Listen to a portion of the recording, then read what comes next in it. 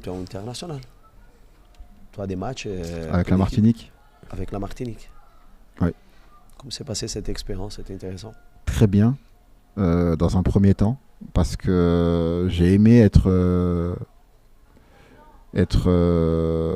avec des joueurs qui sont amateurs au pays. J'ai aimé cette transmission, j'ai aimé cette approche qui est complètement différente. C'est compliqué. Par contre, il y a une partie compliquée parce que quand on est professionnel, on a des habitudes. Comme on dit, les habitudes ont la peau dure. Et là, c'est être en mesure de mettre le cerveau sur off et se concentrer que sur le foot. Et c'est pas évident. C'est-à-dire ne pas être surpris par le fait que la collation, ce sera peut-être pas 3 heures avant. Ça peut être 2 heures. Ne pas être surpris parce que le repas du midi, ce sera pas des pâtes et de la viande blanche. Ça peut être un plat en sauce. Ne pas être surpris parce qu'on voit certains joueurs qui vont se boire un coca, alors qu'on va boire que de l'eau. Voilà, tout ça, c'est être en mesure de mettre tout ça de côté. Enfin, en tout cas, à l'époque où j'y étais. Et puis nous, quand on arrive au final pour jouer là-bas, c'est pas évident parce que pareil, il y a la régulation du sommeil, parce qu'il y a quand même 5 à 6 heures de décalage horaire. Et donc aller faire des matchs, c'est comme si j'expliquais à des joueurs, moi j'ai eu des matchs où je suis arrivé, plus d'énergie. Et quand je dis zéro, mais zéro énergie.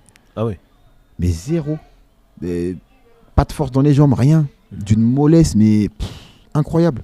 Bah ouais. Déjà la météo. C'est comme si on faisait un match à 2h du matin. Oui. Ouais, c'est ça. 2h du matin sous 30 degrés. Sous plus de 30 degrés. C'est chaud. Ouais. Voilà. En fait, le temps de réadaptation, il est très très court en fait. Ouais. Il faut qu'il soit compliqué. C'est ça. Moi, c'est un truc qui a été dur. Mais bon, après. Mais Mais belle expérience. Mais c'est une expérience sympa. Ouais. Ouais, parce que je retiens l'humain toujours. Il y a des joueurs qui t'ont marqué un peu dans cette sélection avec qui t'as joué, ski? Bien sûr, il y a des joueurs que j'ai encore au téléphone.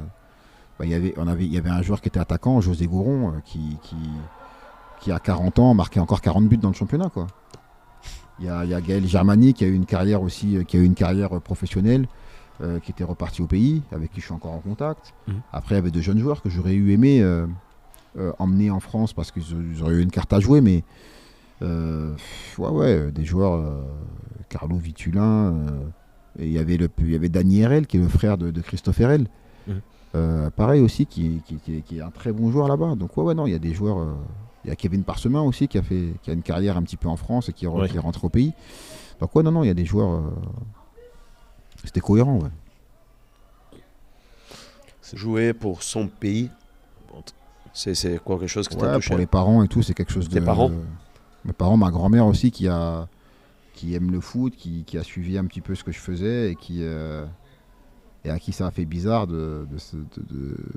Je sais même pas si elle avait un match à la télé quand je jouais en sélection. Mais voilà, pour tout ça, oui.